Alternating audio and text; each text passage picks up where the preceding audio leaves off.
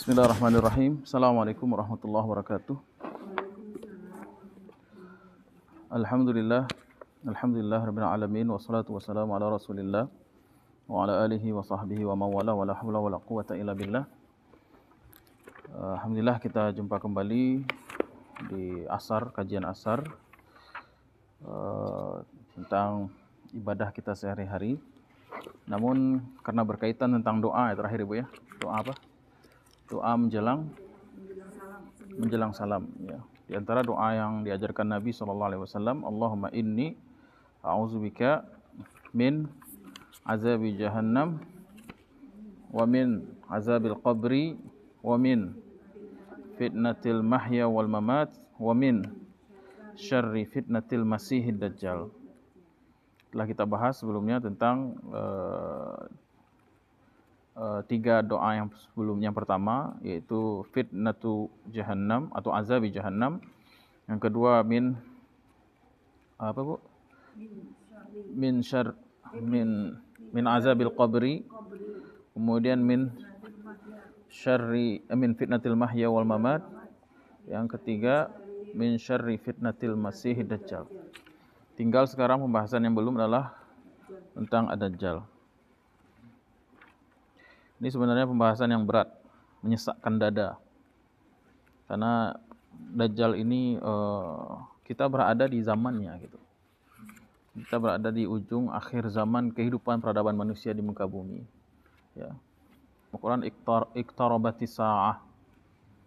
Kiamat itu benar-benar telah dekat gitu. Dan kita umat yang berada di paling ujung. Nah, ibaratnya kita gerbong terakhir nih, Bu. Dan Nabi SAW menyampaikan bu'istu anna wasa'ati kahataini. Jarak saya diutus dengan hari kiamat seperti dua ini, kata Nabi, sambil mengisyaratkan jari telunjuk dan jari tengah. Ya, berapa sih jarak antara kedua ini, Bu? Tipis ya. Nah, sangat dekat sekali. Makanya saya katakan pembahasan tentang Dajjal ini pembahasan yang mendebarkan, pembahasan yang bikin dada kita sesak. Ya. Dan kita terpilih dan ditakdirkan berada di akhir zaman yang paling akhir gitu. Dan puncak dari segala fitnah dari manusia, dari orang-orang beriman itu adalah fitnatud dajjal. Kalau pada doa yang ketiga kemarin itu Allahumma inni a'udzubika min fitnatil mahya wal mamat. Jadi doanya kan seperti ini kemarin. Allahumma inni a'udzu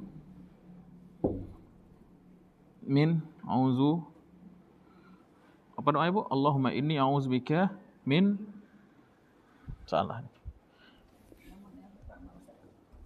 Ya, Allahumma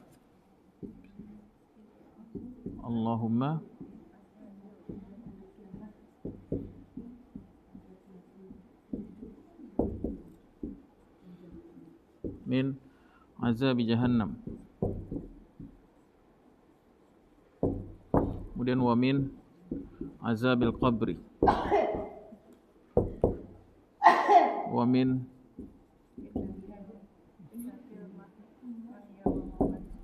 fitnatil mahya wal mamat. Habis itunya. Tintanya.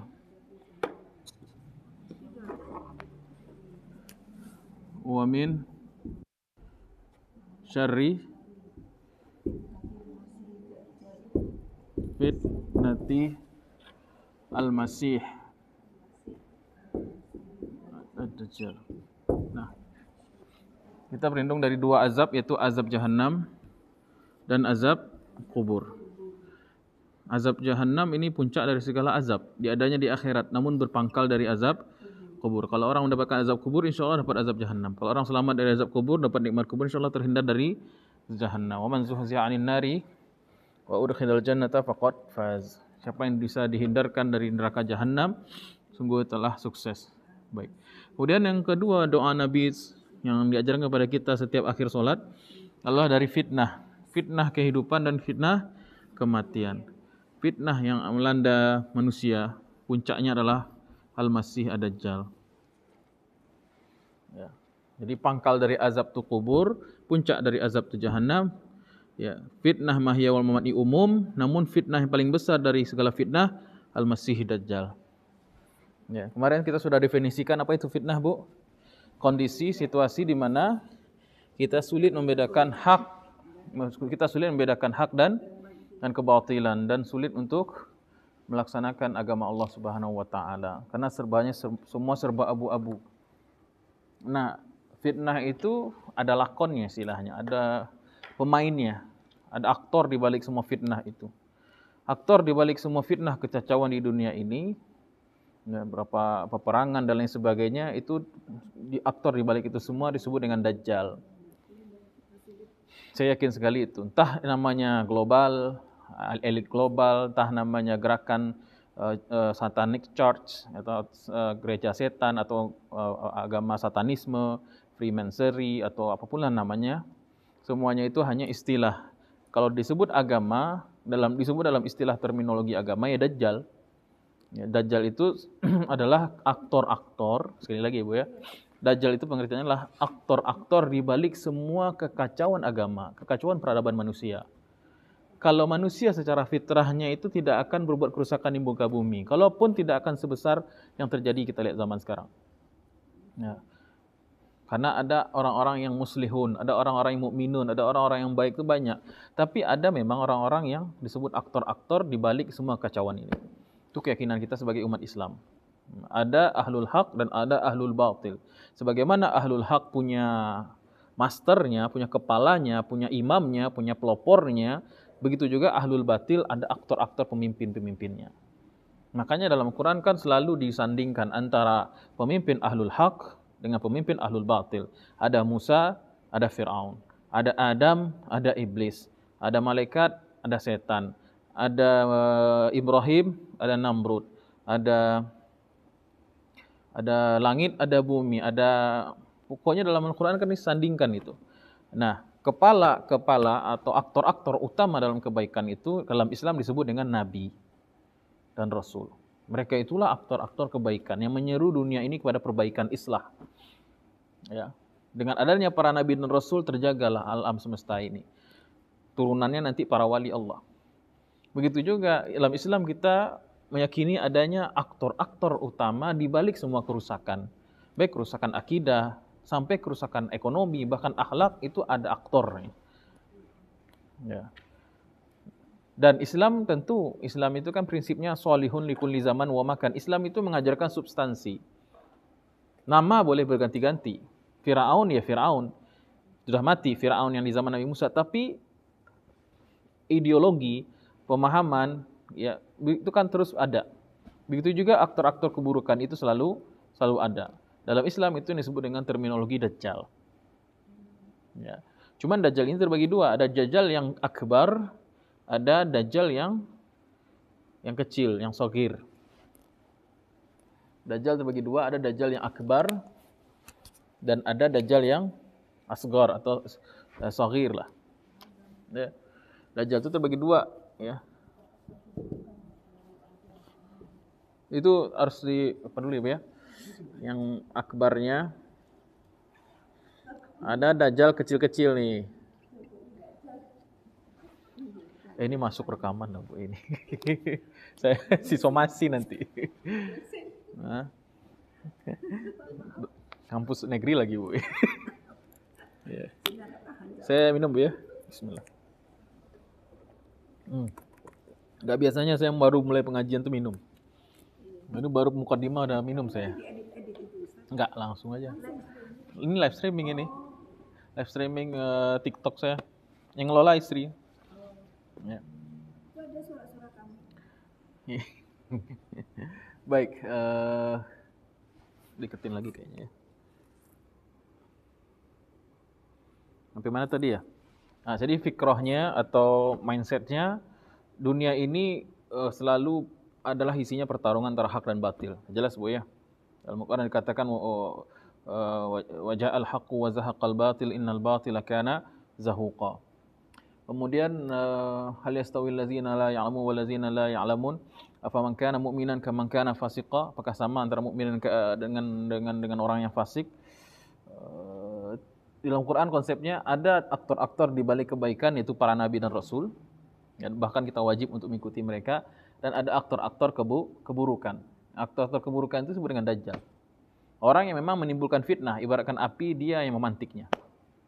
Ya. Dajjal ini bagi dua. Dajjal yang inti, yang satu, yang dia cuma satu orang, itu Dajjal Akbar. Dajjal yang paling, yang ketuanya nih. Kemudian Dajjal yang banyak itu disebut dengan Dajjal yang kecil-kecil. Dia Dajjal juga tapi yang kecil-kecil. Ibarat kelas teri, kelas menengah. Ini banyak sekali nih, banyak. Dan Dajjal ini jangan pikir mereka, Dajjal ini bukan iblis. Dajjal bukan setan. Dajjal itu anak Adam, manusia. Dia masih keturunan Bani Adam. Jadi dia manusia. Jangan bayangkan Dajjal itu iblis ya. Enggak, Dajjal itu manusia. Dia punya perawakan seperti manusia, cuman badannya besar. Ya, matanya satu, matanya awar istilahnya, matanya itu buta sebelah. Apa yang kiri, apa yang kanan itu saya lupa. Nah, kemudian rambutnya agak keriting, ya, kemudian badannya besar. Ya. Dajjal ini namanya wallahu alam. Ada orang yang mengasosiasikan atau mentafsirkan Dajjal itu sebenarnya adalah Samiri. Yang dalam Al-Qur'an. Iya. Ada yang mengasosiasikan. Ada yang mengasosiasikan Dajjal itu dengan Ibnu As-Sayyad namanya. Nah, ini di zaman Nabi nih. Ibnu Sayyad ini seorang Yahudi. Dia lahir dalam keadaan buta sebelah, emang buta dia. Kemudian dia bisa melihat sebelah. Kemudian rambutnya keriting. Orang isu-isu Dajjal ini di zaman Nabi juga santer gitu. Bahkan Nabi SAW menyelidiki langsung Ibnu Sayyad ini. Begitu dia lahir, dia dari kalangan Yahudi, Nabi SAW bertanya, bagaimana ciri-cirinya Ibnu Sayyad itu? Kemudian diceritakanlah rambutnya seperti ini, matanya seperti ini, dia buta segala macam, dia keluarganya seperti ini. Nabi memvalidasi itu gitu. Nabi menemui bayi tersebut dan Nabi mengajak bicara Ibnu Sayyad ini. Padahal masih bayi loh. Ya. Nabi bertanya, apakah kamu bersaksi bahwasanya aku adalah Rasulullah sallallahu alaihi wasallam? Bahwasanya aku utusan Allah? Atasyhadu bi annani Rasulullah sallallahu alaihi wasallam? Kemudian anak itu berkata, apakah kau bersaksi bahwasanya aku utusan Tuhan? Balik nanya dia. Ibnu Sayyad ini. Orang-orang di zaman Rasul sallallahu alaihi wasallam menyangka dia adalah Dajjal. Tapi Nabi sallallahu alaihi wasallam mengatakan dia bukan Dajjal. Dajjal iya, tapi Dajjal yang kecil-kecil. Ya, sebagian ulama mengatakan dia Dajjal, bukan Nabi ya. Ulama sebagian mengatakan dia Dajjal kecil, tapi sebenarnya bukan Dajjal. Ya. Bahkan beberapa kali sahabat seperti siapa tuh Anas bin Malik atau siapa ya, lupa saya. Itu bertanya kembali, ketika dia sampai udah besar pun ditanyain. Ketika dia masuk Islam, ketika dia besar dia masuk Islam. Ya. Kemudian dia terus diintegrasi oleh para sahabat. Kamu ini Dajjal apa bukan katanya. Kemudian dia balik tanya, Dajjal itu muslim apa bukan? Enggak, Dajjal itu kafir. Saya muslim. Saya bersaksi tidak Tuhan selain Allah Muhammadur Rasulullah. Kemudian saya tanya lagi, kamu Dajjal bener apa enggak? Jadi sahabat itu pada bingung dan merasa terus curiga nih, Ibnu Sayyad ini Dajjal apa bukan? Bukan gitu. Kemudian Ibnu Sayyad juga bertanya lagi. Ketika ditanya, tanya lagi sama dia. Apakah Dajjal itu bisa masuk kota Mekah dan Madinah? Tidak bisa. Karena keterangan dari Rasulullah demikian. Dajjal itu masuk ke seluruh kota di dunia dan menginap di masing-masing kota itu 40 hari. Kecuali 2 kota. Dijaga oleh 2 malaikat kota itu, yaitu kota Mekah dan Madinah Munawwarah. Saya sekarang lagi di Madinah, nggak mungkin Dajjal. Ya. Maka kata Abdullah bin Mas'ud kalau tidak salah, iya betul. Memanglah engkaulah Dajjal katanya. Jadi sebagian sahabat tetap menganggap dia, mencurigai dia sebagai Dajjal. Wallahu alam. Jadi ini kasus Ibnu Sayyad ini termasuk kasus yang rumit gitu. Menetapkan dia Dajjal apa enggak itu wallahu alam. Ya. Kemudian ada yang mengafiliasikan Dajjal Akbar itu adalah, kalau Dajjal kecil jelas ya Bu ya, kita nggak bahas. Dajjal kecil ini banyak sekali. Dalam profesi mereka mungkin dukun, mungkin wallahu alam artis, mungkin seniman, mungkin dia musisi papan atas, mungkin dia pejabat, mungkin dia ekonom, kita nggak tahu. Karena Dajjal kecil ini dia banyak. Ya, setiap zaman ada. Nah, Dajjal besar ini yang ulama pembicaraannya banyak soal di sini. pusat perhatiannya di Dajjal Akbar ini. Ada yang mengasosiasikan dia tuh Samiri, yaitu orang yang hidup di zaman Nabi Musa alaihi salam. Yang mana Samiri ini sebenarnya nama aslinya adalah Musa. Nama aslinya juga Musa. Musa As-Samiri karena dari kota Samirah. Dia lahir dari kota Samirah. Ya. Kemudian dia ikut rombongannya Nabi Musa alaihissalam yang dia terus-menerus melakukan meragukan kenabian Nabi Musa dan semua hal-hal yang dilakukan Nabi Musa. Jadi ibaratnya dia nih gembong pengkhianat di kalangan Bani Israel, Samiri ini. Puncaknya ketika Nabi Musa mengambil wahyu atau menerima Taurat di Tur Sina atau Bukit Sinai, Samiri ini dia entah bagaimana dia bisa melihat malaikat Jibril. Disebutkan dalam surah Al-Kahfi atau surat apa itu. Bisa melihat malaikat Jibril menaiki kuda. Jejak kaki kuda dari Jibril itu dia ambil. Di situ tumbuh tanaman. Jadi ciri-ciri malaikat Jibril itu kalau melewati suatu tempat dia hijau gitu. Jadi bekas-bekas tapak kakinya kudanya malaikat Jibril itu diambil sama dia. Telapak kuda ini berarti mengandung kehidupan nih katanya. Dia campurkan di emas. Orang Bani Israel ini bodoh ya, maksudnya. Ketika Samiri mengatakan, kumpulkanlah emas kalian, saya akan buatkan Tuhan bagi kalian.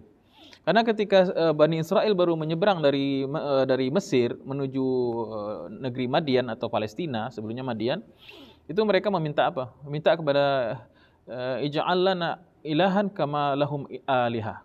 Ya Musa, tolong buatkan bagi kami idol sebentuk Tuhan. Sebagaimana orang-orang itu, orang kafir yang kami lihat kemarin itu juga memiliki idols, memiliki berhala. Maka ketika Nabi Musa 40 hari lamanya ya, awalnya Nabi Musa mengatakan saya cuma 30 hari meninggalkan kalian untuk mengambil Taurat. Diamanahkan ke kakaknya Harun alaihissalam, Nabi Harun alaihissalam. Cuman Samiri ini mengatakan Musa itu tersesat. Ayo kita bikin Tuhan sendiri. Maka dikumpulkanlah emas-emas mereka. Dikumpulkan kemudian dicampur dengan jejak Rasul, jejak tanah tadi itu. Sehingga terbentuklah patung yang bisa menghasilkan suara. Patung emas anak sapi yang menghasilkan suara. Ketika Nabi Musa terlambat, Allah Subhanahu wa taala ternyata menggenapkan 40 hari ibadah atau puasa dan menerima Tauratnya Nabi Musa itu. Sehingga ke hari yang 41 turunlah Nabi Musa ke bawah, orang-orang Bani Israel sudah menyembah patung yang dibuat oleh Samiri. Maka ya ceritanya panjang sebenarnya, tapi ringkasnya Samiri inilah yang membuat fitnah dari zaman dahulu juga muncul di zaman Nabi Musa dan dia masih hidup sampai sekarang. Allahu a'lam. Jadi diasosiasikan karena dilaknat oleh Allah. Jadi Dajjal itu punya banyak kita sebutnya apa ya? Kita sebutnya kalau nabi namanya mukjizat. Kalau wali namanya karomat. Tapi kalau Dajjal itu namanya saya lupa istilahnya. Anggap saja sebuah istidraj. Dia memiliki banyak istidrajat, ya. Kelebihan-kelebihan yang melampaui orang biasa. Jadi umurnya panjang, badannya sehat, kemudian dia memiliki kemampuan sihir yang luar biasa karena dibantu oleh banyak jin. Nah, jadi dia memiliki kemampuan seperti itu, yang bisa memukau, yang membuat orang takjub. Itulah Dajjal. Nah, Dajjal sendiri itu dari kata ad-dajlu yang bermakna al-khaltu. Artinya bercampur. Karena Dajjal itu mencampur hak dan batil. Ya, bingung orang mana yang benar, mana yang salah, mana yang emas, mana yang bukan, mana yang asli, mana yang palsu karena Dajjal itu. Ada yang mengatakan Dajjal bermakna kadzab atau yang bohong, ya, mirip lah. Ada yang mengatakan orang yang suka mencampur hak dan batil, ada yang mengatakan Dajjal itu adalah pembohong besar. Ya. Baik. Dan uniknya ada seorang sahabat bernama Tamim. Siapa nama Bu? Tamim bin Aus Ad-Dari dari desa Dar, ya. Bapaknya Aus, namanya Tamim. Tadinya dia Nasrani. Kemudian dia habis ini tinta. Kemudian dia ini pelaut, Ibu ya, salah seorang sahabat Nabi yang kerjanya di laut gitu. Dan di laut itu kan tahu kita ya berbulan-bulan Ibu ya. Ya, di laut itu masih berbulan-bulan. Suatu ketika Tamim bersama 30 orangnya. Ini disebutkan dalam Sahih Muslim. Kisah ini disebutkan dalam Sahih Muslim. Kisah Dajjal juga ini. Dajjal Akbar ya.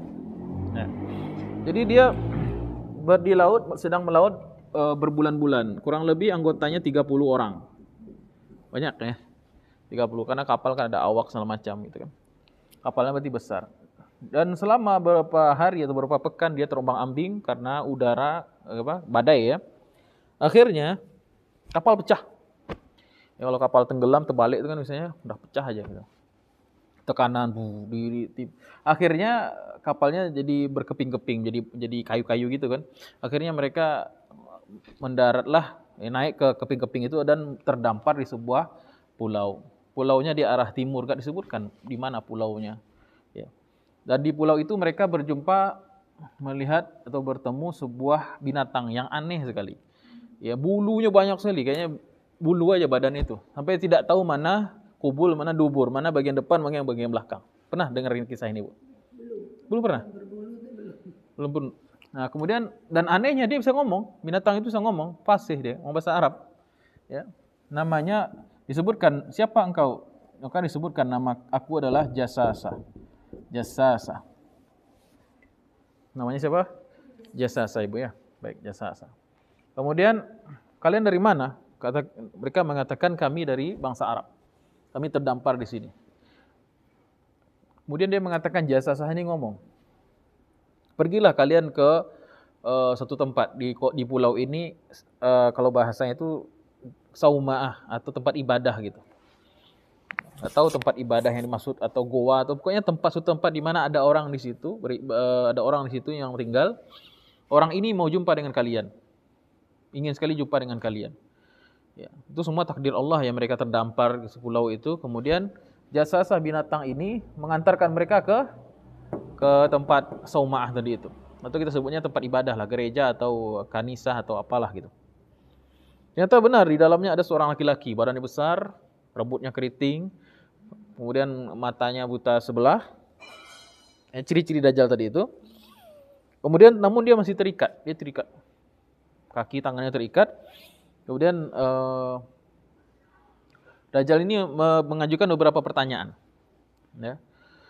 Satu pertanyaannya, apakah di daerah Fulan masih banyak kalau tidak salah namanya Busan.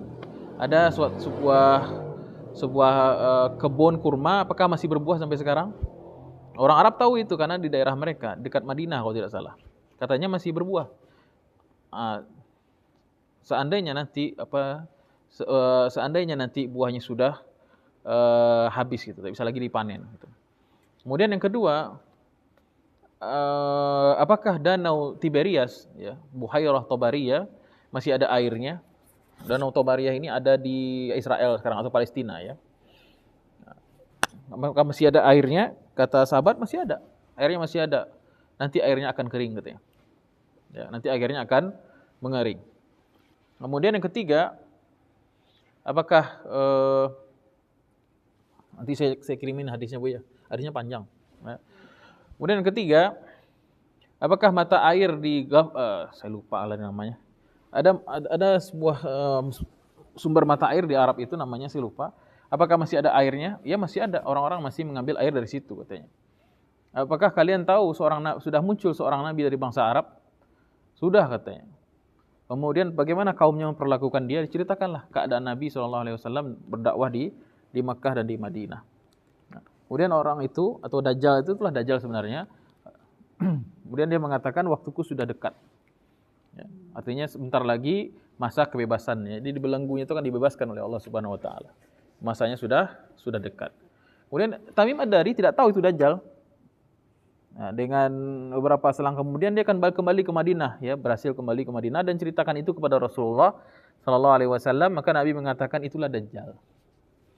Yang kalian temui itu adalah Dajjal. Aduh, kalau kita jadi Tamim Ad-Dari itu gimana tuh, merinding tuh. Barusan ketemu siapa? Dajjal. Ya. Ya. Tapi saya salut ya, itulah keimanan sahabat dia. Ketemu Dajjal tapi tidak terpengaruh ya. Karena dia masih terbelenggu kan. Ya, walaupun masih belenggu kan cuman fisiknya, tapi kan kata-katanya bisa ngomong, bisa melihat segala macam. Berarti kan keimanan para sahabat itu luar biasa. Ya, kalau Dajjal sudah keluar di akhir zaman nanti jangankan orang awam kayak kita, ulama aja bisa murtad gitu.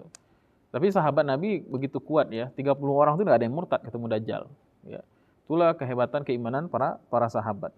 Dan balik mereka ke Madinah ceritakan pada Rasulullah sallallahu alaihi wasallam, itulah Dajjal. Jadi kalau ditanya ada sahabat Nabi yang bertemu Dajjal ketika Nabi masih hidup, ada. Itu Tamim Ad-Dari dan rombongannya. Ya. Nah, itu yang dimaksud dengan itulah hadis yang disampaikan oleh Rasulullah SAW. Oh ya, ini kurmanya namanya Ta'akuma Baisan. Maaf, bukan busan, Baisan. Kurma baisan. Ya. Tapi apa itu? Kemudian ini mata air tadi namanya Zugar. Nah, Zugar. Zugar. Saya catat di sini. Apa?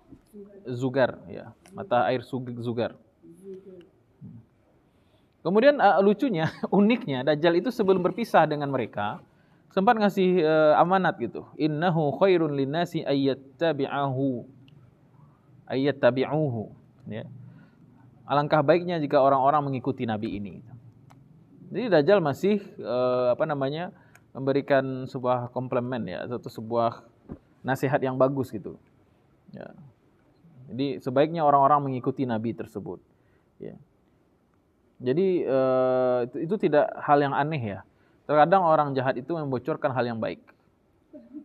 Ya, terkadang orang-orang yang jahat itu bisa mengatakan hal-hal yang baik. Seperti ya, membuat kita, makanya Dajjal itu mungkin gitu. Dia mencampur dengan hak dan batil. Ya. Sebagaimana Abu Hurairah pernah diajarkan ayat kursi. Kan Abu Hurairah pernah menjadi petugas penjaga Baitul Mal di zaman Nabi SAW. Ya, di situ ada makanan, di situ ada harta kaum muslimin. Kemudian malam hari ada orang masuk menyelinap. Kemudian orang itu ditangkap, orang itu dikepergok mengambil makanan atau uang gitu kan di gudang. Kemudian Abu Hurairah mau nangkap dia bilang, "Jangan tangkap saya. Saya ini orang yang kelaparan segala macam." Akhirnya dibebaskan. Janji besok saya enggak nyuri lagi gitu. Datang lagi kedua kali sama dengan kejadian itu, datang lagi ketiga kali sama juga kejadiannya sampai dia mengatakan, "Mau enggak aku ajarkan kamu sebuah amalan yang kalau kamu baca kamu tidak akan diganggu oleh setan." Apa itu? Baca kursi sebelum tidur. Kemudian Abu Hurairah menceritakan itu kepada Nabi SAW, lalu Nabi mengatakan itu yang datang kepadamu 3 hari itu setan. Gitu. Jadi terkadang setan atau Dajjal bisa mengucapkan kalimat-kalimat yang benar gitu. Ya. Nah, ini mencampur antara hak dan batil. Baik. Nabi mengatakan itulah yang kamu temui itu wahai Tamim Ad-Dari, itulah huwal Masih. Dialah sang Al-Masih. Ya, kalau dalam bahasa Arab Inggrisnya Al-Messiah. Ya, Mesiah. Ya. Ada 2 Al-Masih dalam literatur kita, literatur Islam. Ada Al-Masih Isa bin Maryam. Ada Al-Masih Dajjal. Ada 2 Al-Masih. Dan dua-duanya ini saling tolak belakang. Yang pertama apa tadi? Al-Masih Isa bin Maryam. Al-Masih yang pertama adalah Al-Masih ibnu. Nah, tunggu. Ada Al-Masih, dalam literatur kita ada 2 Al-Masih. Ada Al-Masih Ad-Dajjal, ada Al-Masih Isa ibnu Maryam alaihissalam. Ya. Al-Masih itu artinya dari kata masaha, yamsahu, mengusap. Nabi Isa bergelar Al-Masih karena beliau punya tata cara wudhu yang unik. Beliau punya hobi apa itu? Mengusap rambut dengan minyak zaitun. Ada yang mengatakan beliau disebut Al-Masih karena beliau bisa menyembuhkan seorang dengan hanya mengusap. Ya, Al-Masih maknanya yang mengusap. Jadi wazan fa'il bisa bermakna fa'ilun atau maf'ulun bihi. Jadi kalau buat Al-Masih Dajjal, dia maknanya adalah al-mamsuh alaihi. Jadi al-mamsuh ainuhu mamsuh. Jadi matanya itu diusap, maksudnya matanya tuh buta gitu maksudnya. Al-Masih maknanya matanya diusap, matanya itu buta.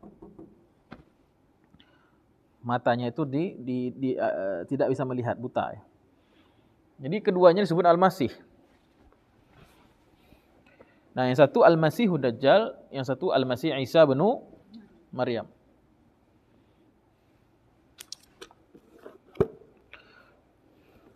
Nah, dalam doa ini kita berdoa kepada Allah dijauhkan dari Masih yang mana, Bu?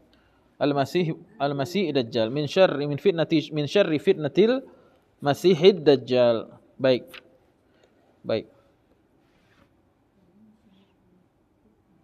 Kemudian Nabi SAW tadinya mengatakan itulah Al-Masih. Itu Dajjal maksudnya, Al-Masihu Dajjal. Maka Nabi memberitahu kemudian sesungguhnya dia masuk ke setiap kota. Apabila dia sudah keluar, maka dia memasuki seluruh kota. Ya, kota Padang masuk tuh. Jakarta, Padang, IKN masuk juga. Pokoknya semua kota, semua desa dimasuki oleh Dajjal. Tapi dia satu, Ustaz. Ya, saya satu. Ibu satu, bisa pindah-pindah kota kan? Tidak menghalangi orang enggak. Dia satu-satu, dia pindah, dia masuk itu untuk cari dukungan. Dia masuk bikin fitnah, akhirnya ada yang terhipnotis, ada yang terganggu, ada yang banyak yang murtad ikut. Jadi desa-desa itu ada yang lari, orang-orang yang beriman tuh sembunyi gitu, ngurung diri di rumah gitu. Kayak WFH kemarin lah kayaknya ya. Jadi orang-orang pada di rumah, orang-orang yang takut gitu kan. Orang-orang yang belagak gitu, maksudnya dia, wah saya nggak takut Dajjal nih gitu. Akhirnya dia itu masuk ke kota itu untuk mencari follower, mencari pengikut, mencari orang yang mau percaya sama dia, beriman dengan dia. Ya. Jadi ada kota yang sudah terdajalkan gitu. Dajjal kota yang sudah terdajalisasi gitu. Dalam waktu berapa lama Ustaz dia keliling dunia? Satu kota itu 40 hari. Satu kota itu 40 hari. Kurang lebih berarti sebulan ya. Bulan lebih 10 hari ya. Baik. 40 hari satu kota. Dua kota yang tidak dimasukinya adalah Makkah dan Al-Madinah Al-Munawwarah. Kenapa? Kata Nabi SAW, begitu Dajjal mendekati kota Makkah dan Madinah, maka kota Makkah dan Madinah itu dijaga oleh para malaikat yang siap membunuh Dajjal. Jadi kota Makkah Madinah itu kota yang berkah disebutkan karena banyak malaikat yang menjaga di setiap gerbangnya. Ya. Oh, yang kota nggak ada orang muslimnya gimana? Tidak semuanya. Enggak, kalau kota yang nggak ada orangnya, Tidak ada orang muslim. oh nggak ada orang Islam, mungkin masuk juga lah, ya masuk juga. Karena targetnya bukan hanya Muslim bu ya, target Dajjal itu semua manusia. Ya, orang yang tadinya kafir mau masuk Islam nggak jadi masuk Islam, orang yang kafir semakin kafir lagi dia. Jadi targetnya seluruh, ya, dia fitnatan lil alamin dia, bukan rahmatan lil alamin, dia fitnatan lil alamin. Baik. Kemudian Nabi SAW memberi isyarat bahwasanya Dajjal akan keluar di arah timur sambil mengisyaratkan pakai tangan. Dajjal akan keluar di arah timur, Dajjal akan keluar di daerah timur. Wallahu alam dari mana keluarnya kita nggak tahu. Makanya sebagai orang timur, orang kita nih nggak khawatir juga nih ya. Dari arah timur ini banyak fitnah. Ya, bagaimana Nabi SAW akan muncul dua tanduk setan di arah Najd, di daerah timur Saudi, akan keluar dari arah sana. Ya, tapi bagaimana bentuk fitnahnya, wallahu alam tidak ada yang bisa memastikan. Yang jelas dari arah timur itu banyak persoalan. Ya. Kemudian ada beberapa nasihat para ulama, di antaranya Ali bin Abi Thalib mengenai Dajjal ini. Apa kata Ali bin Abi Thalib? Ambillah alamatul khuruj Dajjal. Ini Ali bin Abi Thalib mengatakan khuz biyadika wahfaz ma aqulu lak. Pegang apa yang kukatakan ini kepadamu, camkan baik-baik. Apabila sudah ada keluar tanda-tanda ini, maka itu berarti Dajjal benar-benar sudah sangat dekat keluarnya. Ya, saya mencatat beberapa hal ya, tidak semua bisa saya catat karena panjang sekali riwayatnya itu. Dari Ali bin Abi Thalib, ciri Dajjal begitu sangat dekat, yang pertama ialah iza amatan nasus shalah. Jika manusia sudah melalaikan, meninggalkan syariat solat. Ini tidak ada orang solat lagi. Yang kedua, wa'adha'ul amanat. Banyak amanah yang dikhianati. Ya. Amanatnya mulai dari skala kecil sampai skala besar. Amanat di keluarga, istri yang membangkang ke suaminya, suami yang tidak tahu diri sebagai kepala keluarga, Pak RT, pengurus masjid bisa korupsi juga. Ya Bu ya. Bendahara itu tidak jujur, ya, uang ditilap juga, kemudian uang masjid padahal. Kemudian apalagi di elit atas ya, pejabat-pejabat tinggi gitu kan, ya, amanah jabatan tidak digunakan dengan baik, dokter-dokter bukannya malah menyembuhkan malah membuat sakit gitu kan. Ya. Jadi semua kebolak-balik, orang yang dapat amanah dikhianati. Ini berdasarkan hadis Nabi juga ya kan. Ya. Kemudian iza kana hukum dha'fa. Kalau hukum itu sudah kehilangan kekuatannya. Nah, jadi enggak Bu sekarang? Iya. Kayaknya saya katakan bahas Dajjal itu ya bikin dada kita sesak gitu. Kita sudah benar-benar dekat gitu. Hukum enggak ada wibawa lagi. Hukum tajam ke bawah, tumpul ke atas. Hukum bisa dijual beli. Idza kana al-hukmu dha'fa. Hukum kalau sudah sangat lemah, enggak ada daya. Wa zulmu fakhra. Dan kezaliman itu dianggap sebuah hal yang biasa. Kezaliman sudah dianggap sesuatu yang prestasi, malah dianggap prestasi zalim itu. Ya, hebat gitu. Wa umara'uhum fakhurah. Pemimpin-pemimpin berbangga-bangga dengan jabatan dan harta mereka. Umara'uhum fakhurah. Pemimpin-pemimpin bukan melayani rakyat, tapi melayani diri sendiri, memperkaya diri sendiri. Ya, bangga dengan jabatannya. Ya, lucunya pilihlah yang jelas kinerjanya. Kinerjanya jelas-jelas bobrok masih juga bilang seperti itu. Pilihlah kinerjanya. Ya. Siapa Ustaz? Enggak usah tahu. Enggak saya sebutkan. Wa wuzara'uhum khawanah. Sedangkan pejabat-pejabat kementerian itu banyak yang berkhianat. Wuzara itu jamak dari wazir, wazir itu menteri. Wuzara arti menteri. Orang-orang di kabinet, orang-orang di parlemen ya, orang-orang di kementerian. Tidak tahu tugasnya dan berkhianat atas tugasnya, ya. Kementerian Agama seharusnya tahu agama, paling melanggar agama. Contoh ya, enggak disebutkan, mungkin negara lain ya. Konoha ya. Negara Konoha ya. Menteri Keuangan justru Kementerian Keuangan justru bikin bobrok bikin hancur ekonomi negara. Itu balik-balik keadaan. Ya. Kenapa? Karena mungkin yang naik jabatan itu orang yang paling pandai menjilat, bukan orang yang berkompeten. Ya Bu ya. Siapa yang mau kenyang ya pandai-pandai menjilat kan gitu, sampai tipis lidahnya. Ya. Nah, ini makanya saya bilang pembahasan Dajjal ini pembahasan yang serem ya. Nah, kemudian wa qura'uhum fasaqah. Adapun orang-orang yang baca Al-Qur'an, orang-orang ahli agama tapi malah melanggar agama. Nauzubillahi min zalik. Wa qura'uhum fasaqah. Orang-orang ahli agama justru berkhianat pada agamanya. Ya, sebelum masuk pemerintah kiai. Masuk pemerintahan hilang kiainya. Nah, ini.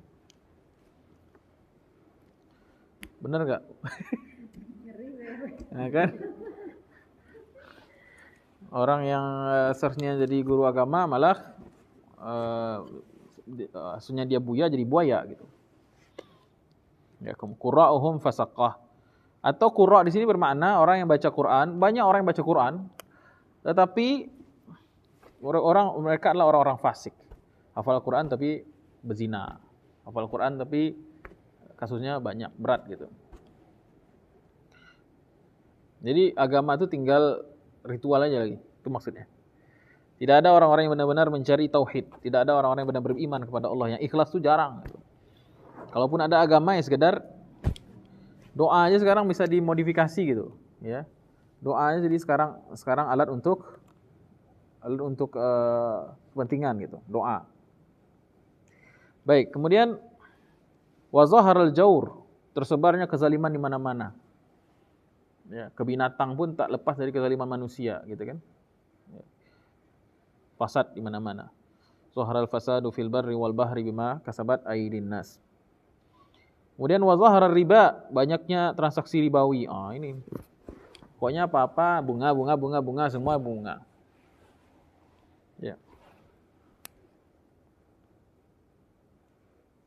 Jadi banyak transaksi ribawi. Mungkin namanya bukan riba, mungkin namanya interest. Namanya dipercantik, diperhalus gitu kan. Tapi semuanya hakikatnya juga riba. Wa quti'al arham. Quti'al arham, banyak orang yang memutus silaturahim. Memutus silaturahim ada 3 kriteria ya Pak Ibu ya.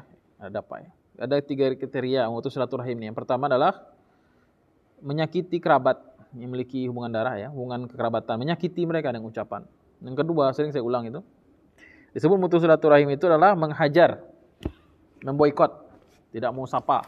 Nah, itu juga termasuk memutus silaturahim. Kemudian yang ketiga adalah tidak peduli. Saudara susah, saudaranya yatim, saudaranya apa, tidak peduli dia. Mereka itu juga termasuk memutus rahim. Baik. Jadi kalau 3 itu termasuk kategori memutus silaturahim. Jadi kalau itu terjadi maka salah satu alamat keluarnya Dajjal. Wasyuribal khamr, dan banyaknya tersebar minuman keras. Ya, kadang-kadang yang bantu menyebarkan itu adalah lagi-lagi adalah regulasi. Oh boleh kalau cuma 40%, di bawah 40% boleh kalau alkoholnya gitu. Padahal di situ dia dapat cuan. Ya kan? Di situ dia disogok. Ya, bikinlah, diaturlah undang-undang peraturan daerah kan bisa gitu. Atau dilokalisasi judulnya. Ya, kalau di sini bolehlah gang ini, kota ini boleh gitu. Sama aja. Ya, khamr bahasanya di sini tapi maknanya bisa juga meluas. Khamr itu kan artinya sesuatu yang menghilangkan akal, termasuk juga narkoba. Jadi narkoba sengaja dimasukkan bahkan ke sekolah-sekolah melalui permen-permen, itu juga termasuk ya, narkoba. Kemudian nuqidat al-uhud, banyaknya janji yang dipungkiri. Jadi orang sama janji ini kayak mudah sekali gitu. Ya, bersumpah, berjanji manis sekali tapi tidak dipenuhkan gitu, dipenuhi janjinya gitu.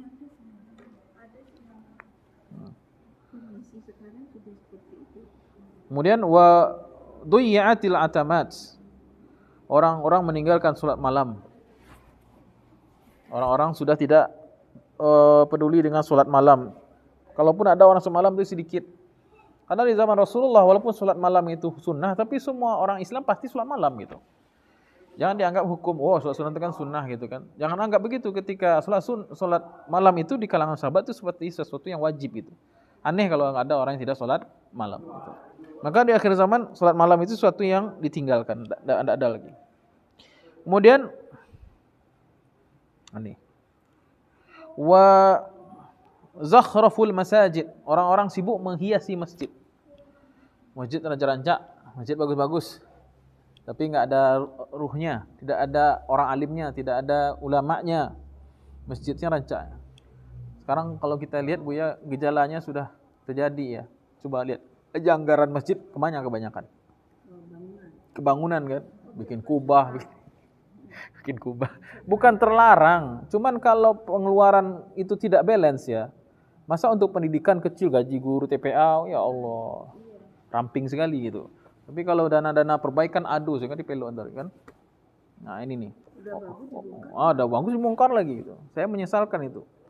Karena orang dulu kan berinfak gunanya amal jariah. Kemudian dibongkar lah itu hilang jariahnya. Iya, jadi kalau mau diperluas ya nggak usah dibongkar gitu. Ya ditambah saja atau diganti aja gitu. Tapi gimana lah, kita nggak bisa ngatur pengurus itu. Jadi setiap pengurus harus meninggalkan legasinya gitu. Ini waktu zaman saya jadi pengurus nih gitu kan. Apa bedanya sama yang sekarang itu kan, Presiden Konoha itu kan, saya ada peninggalan nih gitu kan. Gitu. Jadi wa zakhraful masajid. Masjid itu hanya hiasan saja.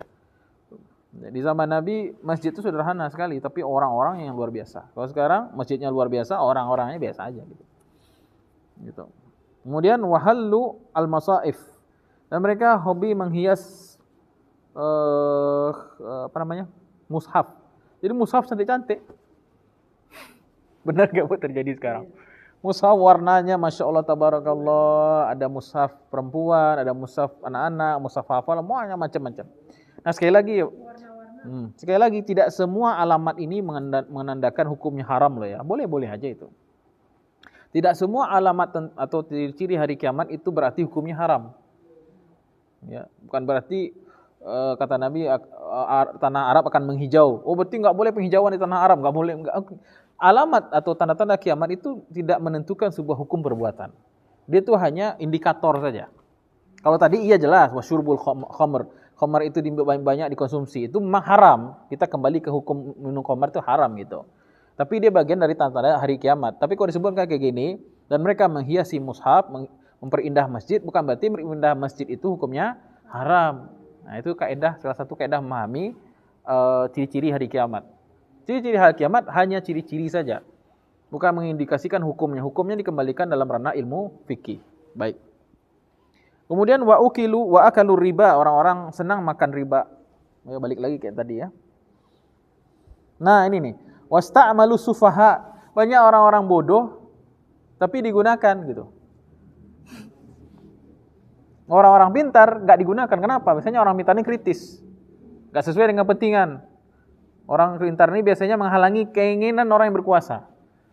Akhirnya orang-orang yang mau diaturlah itu yang naik, kan begitu. Benar enggak terjadi, Bu? Ah. Makanya saya bilang sesak. Jadi ciri-ciri hari kiamat itu berdasarkan hadis Nabi ini ya. Itu munculnya al-ruwaibidah. Ya, ruwaibidah ini istilah ya, ruwaibidah. Salah satu ciri hari kiamat adalah kata Nabi munculnya ruwaibidah. Ar-ruwaibidah. Siapa disebut dengan ar-ruwaibidah itu? Al-'ami yatakallam fi umurin nas.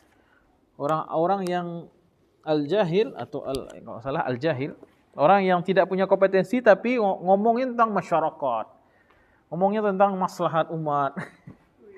Ngomongnya luas gitu tentang Indonesia gimana gitu. Sebenarnya otaknya kosong gitu. Ya, kalau dites ngaji aja mungkin nggak bisa itu. Ya, Al-Fatihah mungkin dibacanya Al-Fatihah gitu. Ya. Jadi orang-orang bodoh, hal-hal yang mendasar dalam hidup aja untuk ibadah, wudu, mungkin dia nggak bisa. Tapi dia sudah ngomong tinggi-tinggi, ketinggian gitu. Itulah ciri-ciri hari dekatnya Dajjal. Makanya dukung orang pintar ya Bu ya. Orang pintar tersingkirkan, orang bodoh yang menjilat maju. Nah gitu. Itu ciri hari kiamat. Nah karena Nabi SAW, iza wusidal amru, jika urusan itu sudah diberikan kepada ghairi min ahliha, jika sebuah urusan diserahkan kepada orang yang tidak paham, fantaziru sa'ah, maka kiamat itu sudah hampir dekat. Jika satu urusan diserahkan kepada expertnya, ahlinya, maka tunggulah terjadi hari kiamat.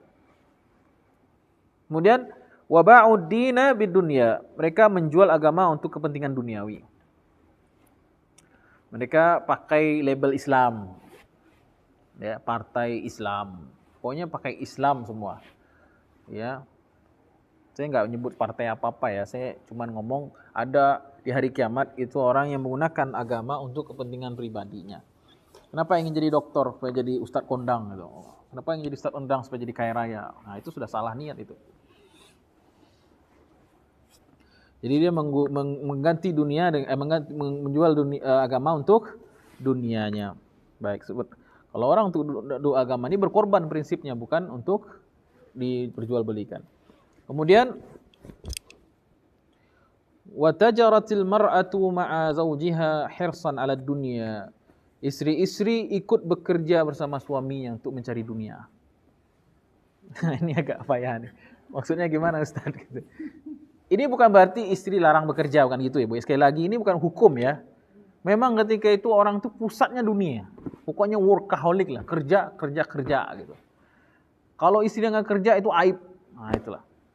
Kalau istri cuma numpang makan sama suami itu aib gitu. Padahal istri kan punya hak dari suami gitu, nggak mesti bekerja.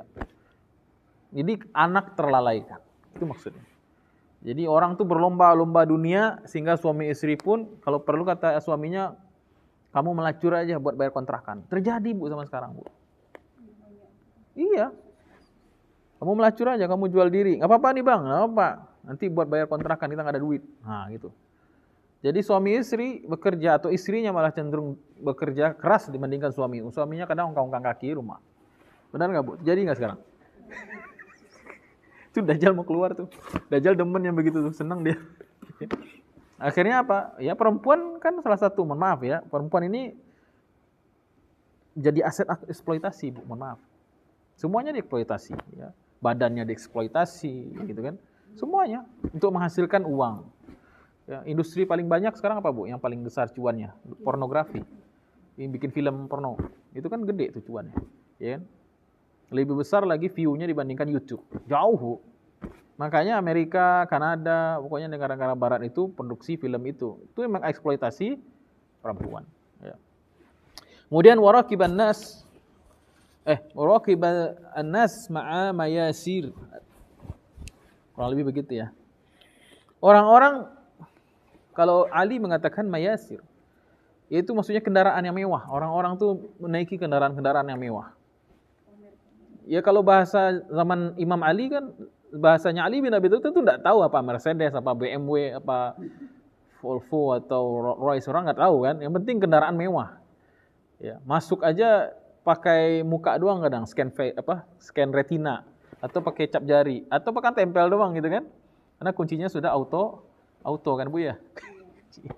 Kemudian masuk, ya dalamnya ada AC dingin, macam audio, masya Allah tabarakallah, mewah lah. Kursinya captain seat misalnya.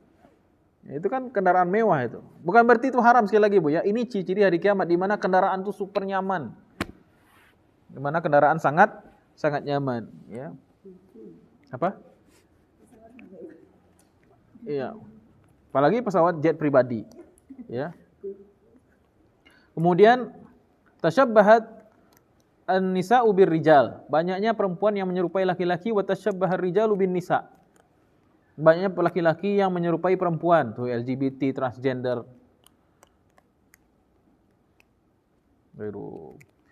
Kemarin saya ingat tuh pembukaan Olimpiade Paris tuh. Itu kan menampilkan LGBT dengan bangganya itu. Laki-laki dah tua, cowok, ibu bapak dah tua, berjenggot, ya, berdandan, dikasih dandan kayak perempuan Bu, pakai gaun segala macam, ya, pakai dress, kemudian didandani, nyanyi lega-lenggok di panggung, mual saya lihatnya itu. Nah, kemudian jadi itu salah satu ritual menyambut Dajjal sebenarnya. Kemudian wa kana salam bainahum 'alal ma'rifah. Orang hanya mengucapkan salam bagi yang dikenal.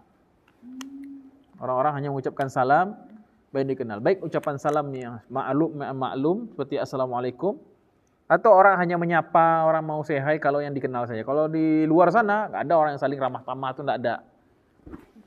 Itu terjadi Bu, di Indonesia aja orang saling sapa, Pak, Bu, itu Indonesia tuh. Kalau luar negeri kayak gitu. Orang nafsi-nafsi sendiri-sendiri. Aneh malah kita senyum ke orang lain. Ya Bu ya. Kata teman saya yang di Turki itu, kalau kita di Turki jangan ente senyum sama orang asing. Kalau senyum orang asing artinya beda Bu. Apalagi ibu-ibu salah senyum ke laki-laki sana gitu kan. Dianggap kita ini perempuan apa? Nah gitu. Jadi orang itu saling akrab kalau hanya kenalan saja. Kalau nggak kenal nggak bisa akrab. Masih bagus Indonesia. Masih lumayan kalau soal ini. Nah, berarti Dajjal nggak dari Indonesia ini kayaknya. Nggak begitu juga Bu ya. Mungkin ini mulai ya Bu ya. Malah aneh kalau kita ucapkan assalamualaikum ke orang yang kita nggak kenal kan. Nah, itu udah mulai. Siatu. SKSD macam. Nah, gitu. Baik, itu diantara ciri-ciri dekatnya keluarnya Dajjal menurut Imam Ali radhiyallahu anhu, Ali bin Abi Thalib. Baik. Kemudian Dajjal, ada pertanyaan sampai sini Bu? Ciri-cirinya kan banyak, sudah hampir banyak itu. Ya. Ini baru sebagian ya Bu ya, saya nggak catat semuanya. Ya.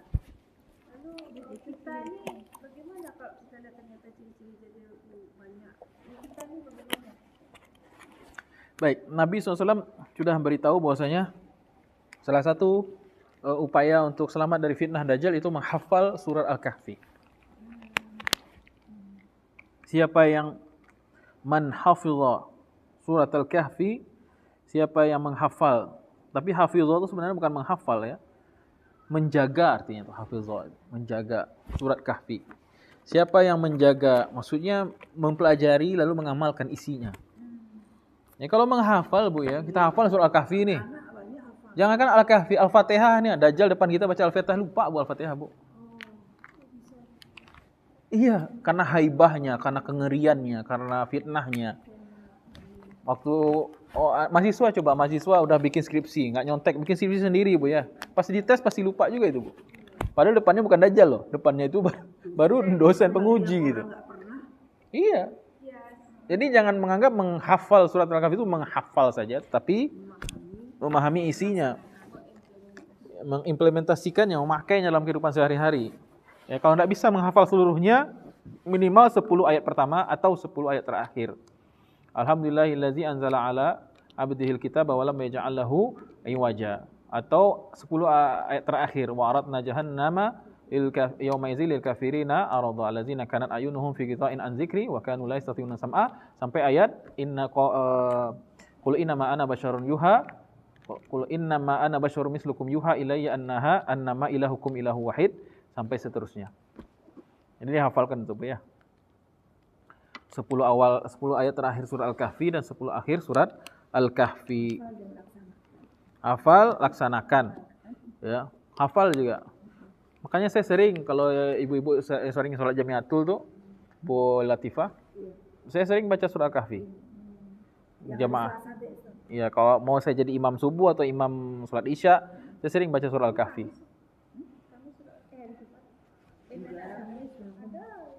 enggak, Al-Kahfi itu 2 hari sebelum Jumat kayaknya. Baik. Jadi salah satu upayanya apa? Berdoa kepada Allah nih. Salah satu upaya kita adalah membaca doa tadi sebelum sholat.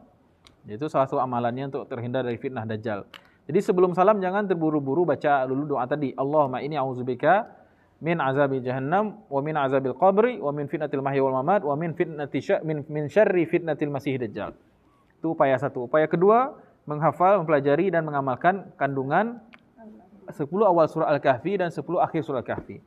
Saya sudah mengajarkan tafsirnya itu di satu majelis ya di daerah Indaruang tuh, ada Masjid Jabal Rahmah namanya, masjid besar itu. Hah? Saya juga tafsir Al-Kahfi. Udah belajar? Belum pernah di sini. Nah, Oh iya, habis ini kan. Iya, habis ini selesai. ya. Jadi ternyata kandungan 10 awal surah Al-Kahfi dengan 10 akhir Al-Kahfi itu mirip identik. Sama, isinya tuh tentang tauhid, isinya tuh tentang bahwasanya tidak ada nabi lagi selain Nabi Muhammad SAW terakhir, bahwasanya nabi itu bukan Tuhan. Kemudian intinya isi daripada surah Al-Kahfi itu antara 10 awal pertama dan terakhir itu mirip.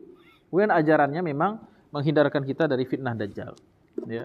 Karena Dajjal itu sering saya katakan, Dajjal itu awalnya mengaku wali, mengaku orang yang memiliki karomah, mengaku orang yang dekat dengan Allah.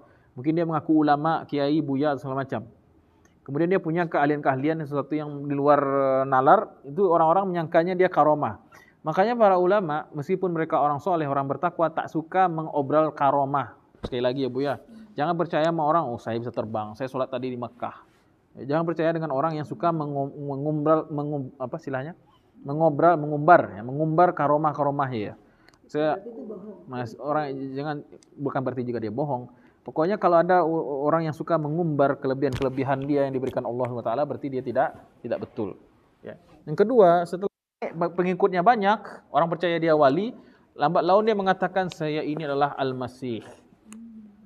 Al-Masih kan memang ada dua, Al-Masih Isa. Nabi Isa kan memang nanti turun akhir zaman. Tapi Dajjal memanfaatkan itu, mengatakan dirinya saya Al-Masih yang ditunggu-tunggu itu. Orang percaya kenapa? Orang sudah kadung termakan dengan karomah dia tadi itu, mohon maaf. Nah, kemudian naik lagi setelah dia ngaku sebagai nabi, kemudian dia mengaku sebagai dia sebagai memiliki sifat uluhiyah. Dia mengaku sebagai Tuhan. Nah, jadi terakhir dia mengaku sebagai Tuhan. Awalnya mengaku sebagai wali, kemudian sebagai nabi, kemudian sebagai ilah, sebagai Tuhan. Nah, pengikutnya banyak. Ya. Bisa mengeluarkan emas, bisa mendatangkan hujan, ya. Ya karena dia ketika Dajjal itu keluar musim paceklik di mana-mana, Bu. Makanan sulit, ya. Orang banyak berharap. Ya banyak, enggak ada. Yang punya makanan di zaman itu hanya Dajjal. Sekali lagi yang punya makanan hanya Dajjal. Sehingga orang-orang meminta bantuan kepada Dajjal untuk diberikan makanan logistik. Ya, kalau mau makan ya harus syahadat lagi, syahadat ulang ala Dajjal gitu. Akhirnya orang pada murtad gitu. Kemudian para sahabat bertanya, ya Rasulullah, orang beriman di zaman Dajjal makannya apa? Orang beriman makannya adalah subhanallah walhamdulillah wala ilaha illallahu akbar. Jadi makannya orang beriman di akhir zaman itu adalah zikir saja. Kalau mau makan ikut Dajjal. Ya.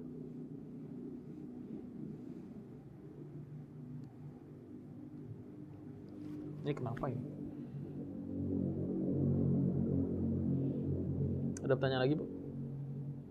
Nah itu Ustaz membentengi agar kita tuh bisa istiqomah terhadap keikhlasan. Ya caranya dengan menuntut ilmu, dengan melatih diri, dengan menuntut ilmu, ibadah, mengikhlaskan amal, itu caranya.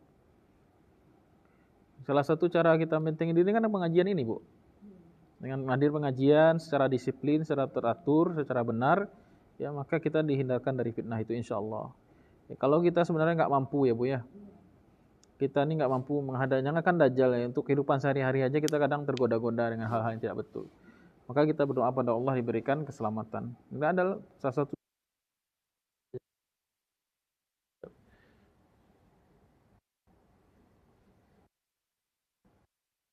Lah kenapa?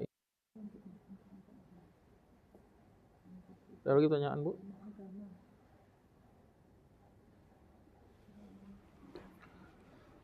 Jadi ulang lagi ya, cara menghindari dari fitnah Dajjal yang pertama, jangan pernah berharap kita berjumpa dengan Dajjal, jangan sok hebat lah gitu, jangan sok kuat gitu kan, jangan nantang lah gitu, mana sih Dajjal, Dajjal mah kecil gitu, jangan nantangin gitu. Yang kedua, ini doa tadi tuh, doa sebelum salam, Allahumma inni a'udzubika min syarri fitnatil masih Dajjal, baca terus menjelang akhir salam, menjelang salam. Yang kedua, menghafal, mempelajari, mengamalkan surat Al-Kahfi. Dan setelah ini boleh kita pelajari itu Bu ya. Setelah ini, habis ini kita belajar surat Al-Kahfi 10 awal ayat pertama dan 10 ayat terakhir. Kalau sekarang nggak bisa saya sampaikan karena setiap ayat kan punya ininya, punya istinbatnya sendiri, punya kesimpulannya sendiri, ilmunya sendiri. Ya, secara umum begitu, intinya 10 awal surat Al-Kahfi, 10 akhir surat Al-Kahfi itu bicara tauhid kebanyakan. Bicara tauhid, mengenal Allah. Ya sangat perlu dan harus dihafal. Harus hafal kita surat Al-Kahfi itu. Ya. Kemudian cara yang ketiga adalah apa Bu?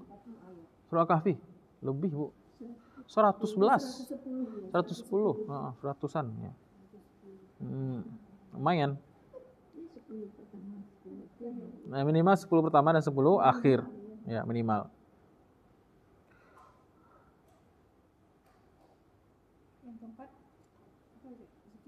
Ya, istiqomah dalam beragama gitu. Kita harus tahu Dajjal itu kan dia punya ibaratkan ini ya. Dajjal kecil ini kan sudah tersebar nih. Dia punya jala-jala. Sudah banyak. Dajjal kecil ini manifestasinya bermacam-macam. Maka kita kalau tidak belajar ilmu syariah, kalau tidak ngaji, kita akan terjebak. Misalnya tadi kan riba. Apa sih riba? Apa sih? Nih. Jadi turunannya, istilahnya mesti berganti tuh. Wajah-wajah Dajjal kecilnya kan tidak akan ada yang ngaku saya Dajjal, enggak.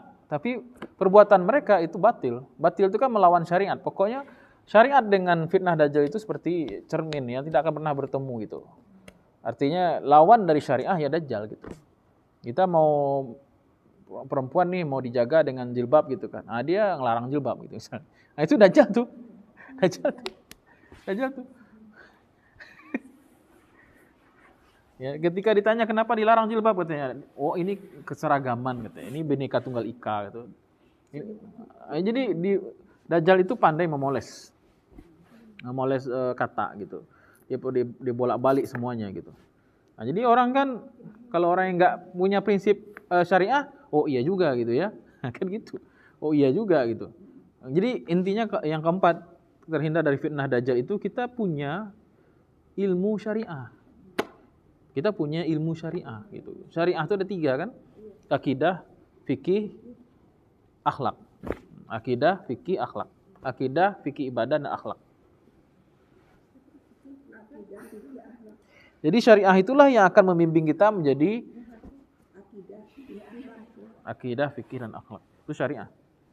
Jadi kalau orang tidak punya pertimbangan, tidak punya ilmu syariah, dia akan sulit menerima.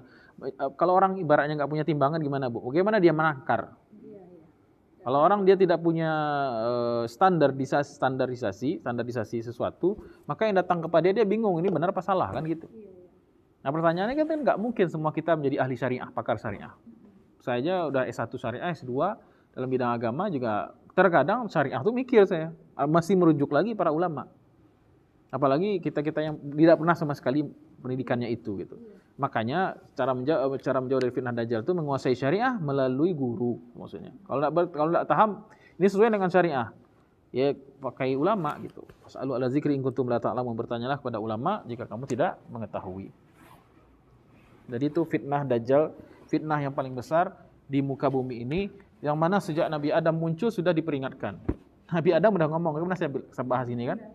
Semua nabi itu memperingati tentang bahayanya dajjal. Mulai dari Nabi Adam, Nabi Nuh, Nabi Musa, Nabi Isa, Nabi Zakaria sampai Nabi Muhammad SAW, semuanya memperingati dajjal.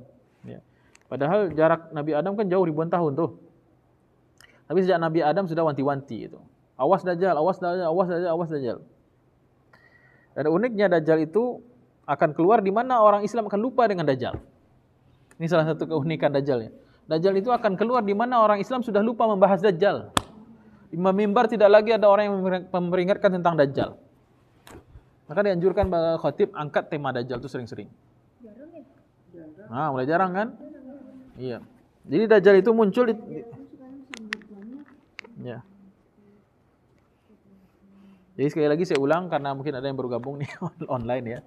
Dajjal itu ibaratnya antitesis dari Nabi Rasul. Dajjal itu ibarat antitesis dari para Nabi dan Rasul. Sebagaimana Nabi dan Rasul itu orang-orang mulia, ketua atau kepalanya kebaikan di alam ini, pelopor-pelopor kebaikan dan amal soleh, mereka punya antitesis, lawan. Siapa? Dajjal.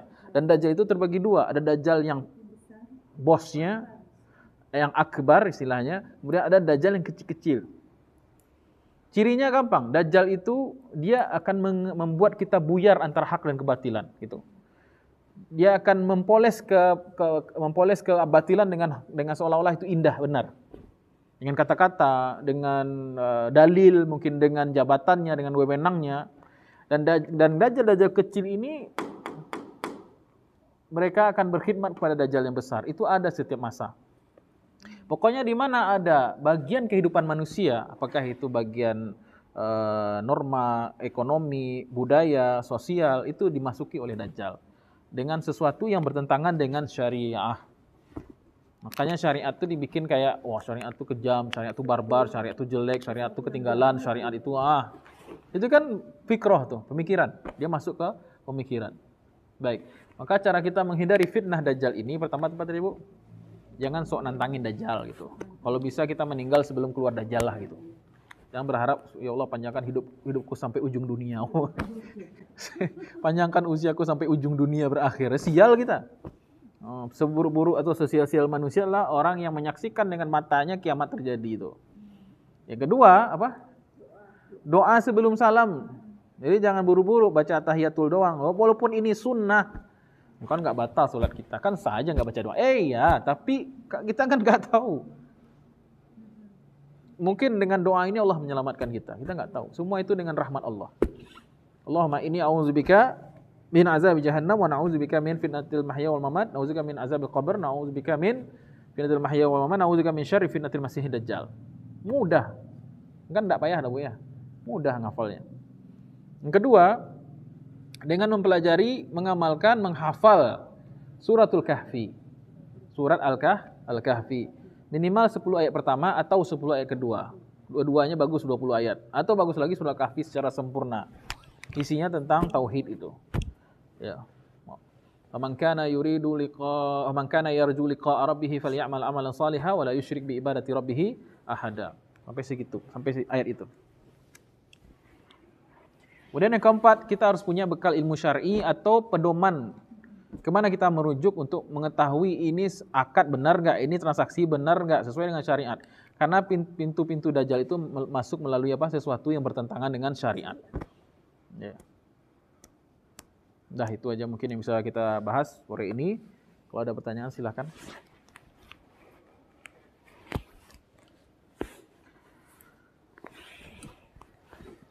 Saya ulang lagi, Bu. Kita ulang lagi nggak dikit? Ciri Dajjal mau keluar nih. Pertanyaan itu yang dibicarakan dari awal sampai akhir tadi, yang kita sudah mengalami dajjal-dajjal kecil itu yang paling menakutkan sekarang. Iya. Itu pribadi saya ya, karena apa yang dikatakan balance-balance itu ada semua. Nah tadi kan saya dikatakan gimana harus kita menahannya itu dengan mempelajari surat Al-Fatih minimal 10 pertama atau 10 terakhir. Tapi kan kalau itu saja kan tidak mungkin juga, karena kita kan juga beradaptasi dengan orang-orang. Bagaimana terus? Nggak mungkin itu saja, maksudnya gimana, Bu? Maksudnya kita udah yang di lapangannya itu gitu ya, Bu, Iya. ya? Kita hadapi yang sehari-hari ini Ustaz. Iya, bertanya sesuai enggak dengan syariat bisnis kita atau apa gitu, tanya sesuai dengan syariat. Tanya hati Ya. kecil kita. Gitu. Enggak, tanya kepada ahlinya. Hati kecil nanti terakhir, Bu. Tanya dulu kepada ahli. Dengan ciri-ciri yang banyak itu, apakah ini kan sudah seperti kita menghadapi itu Ada sudah semua. ada kan? Apakah ini kan semakin hancur atau apakah ada kondisi yang akan makin di masa depan? Bisa berharap nggak kita? Bisa berharap. Ya enggak pernah, ya takut wajar tapi jangan apa istilahnya putus asa gitu. Setiap 100 tahun Allah akan bangkitkan mujaddid agama. Orang yang akan memperbarui semangat agama itu kan setiap 100 tahun. Ya. Ya jadi jangan pesimis juga gitu, Bu ya. Sebenarnya ini ladang berjihad kita gitu, ladang jihad kita. Semakin kuat fitnah berarti kan semakin besar pahalanya bagi orang yang istiqomah. Jadi saya mau kita membahas ini bukan supaya jadi parno gitu. Enggak, supaya kita semakin memantapkan langkah kita di mana. Apakah kita ikut-ikutan fitnah Dajjal? Ya masih ada anak-anak kita yang mendengarkan musik-musik barat itu, tinggalkan, Bu. Karena banyak sekarang musisi yang sudah mengikat janji dengan iblis, ya. Itu masuknya Dajjal di situ tuh, entertainment, showbiz, dunia-dunia showbiz, segala macam, media sosial. Ini kalau kita nggak pakai media sosial ini untuk kebaikan, ya akan nggak ada balance-nya. Ya, perang antara hak dan batil itu kan selalu ada. Kita di mana? Jadi saya memandangnya ke positif. Ya memang ini sudah terjadi di kita, terus mau apa? Kita harus jadi semakin memantapkan iman kita sebenarnya dalam Islam ini. Ya, kalau ibaratnya, Bu ya, kalau orang nggak dikasih lawan nggak akan kuat. Kenapa orang yang kuat itu, kenapa Mike Tyson tuh sampai kuat, orang-orang yang MMA atau orang UFC itu kuat-kuat? Karena dia tahu ada lawan gitu. Kita bukan nantangin Dajjal, tapi karena kita tahu di situasi yang fitnah luar biasa seperti ini, maka gitu akan memunculkan rasa ta'alluq, ikatan kita dengan Allah lebih kuat. Khusyuk kita lebih kuat, kita berharap pada Allahnya dibebaskan dari fitnah ini. Kita diselamatkan dari fitnah ini. Allah akan mengatakan dalam Quran kan, susu itu keluar dari antara darah dan kotoran kan. Nah, gitu juga kita berharap menjadi bagian dari susu itu yang keluar yang walaupun kita di akhir zaman ini muncul semua fitnah. Yang kedua agar kita sebagian mantap memilih kita di barisan yang mana? Barisannya Nabi Muhammad SAW atau barisannya Dajjal kan begitu. Ya, posisi. Walaupun terkadang berat memang, Bu. Karena semua mungkin tawarannya riba, ini riba-riba. Bagaimana kita meninggalkan? Ya, istiqomah intinya. Baik, ada pertanyaan lagi? Jadi jangan parno, Bu ya. Jadi waduh saya ngeri, enggak ada gunanya kita takut-takut gitu. Kita pelajari ini gunanya untuk waspada. Waspada, membentengi diri dan justru semakin menguatkan iman kita. Kayaknya akan semakin semena-mena gitu. Iya. Jadi kalau kita udah tahu ilmu tentang akhir zaman ini, Bu, kadang kita jadi senyum aja lagi, Bu. Setelah senyum kita nangis doa sama Allah gitu. Senyumnya maksudnya begini, oh emang udah emang dunia begitu gitu. Emang kita udah masuk di zaman itu gitu. Kita sudah berdamai dengan keadaan, namun kita tetap berjuang gitu. Saya begini melihat orang-orang seperti itu ya, kasihan kenapa dia dapat takdir seperti itu. Iya, ini malah kasihan gitu. Kasihan. Sayang aja kan, mungkin umurnya habis itu yang tidak baik. Iya. Baik. Itulah pengajian kita sore ini, mudah-mudahan bermanfaat. Semoga Allah berkahi majelis ini. Kita akhiri dengan hamdalah, alhamdulillahirabbil alamin, subhanakallahumma rabbana bihamdika, asyhadu an la ilaha illa anta astaghfiruka wa atubu ilaik. Assalamualaikum warahmatullahi wabarakatuh. Nanti bisa surat Al-Kahfi, Ustaz. Insyaallah. Saya belajar ngaji di situ kok, di TikTok kok. Di mana, Bu? Kan ada ustaz tiap hari itu yang ngaji itu banyak linknya di Oh iya. TikTok tuh. Iya. Bisa. Sadat ustadznya Bu. Ya kalau Dia jangan sembarang ustadz. Enggak ngaji itu, mengaji membaca Al-Quran. tahsin. tahsin. Tahsin. Iya. Iya, tapi yang paling penting Bacaan gitu. Ustadz kan banyak sekarang yang online. Saya pun online kan yang tadi barusan. Banyak yang online. Tapi itu tadi perlu ada ustadz offline juga. Jadi ngaji offline ada, ngaji online ada gitu. Jangan semuanya online. Iya. Nanti imannya juga online nanti. Iya, kadang-kadang kan sambil itu keluar dia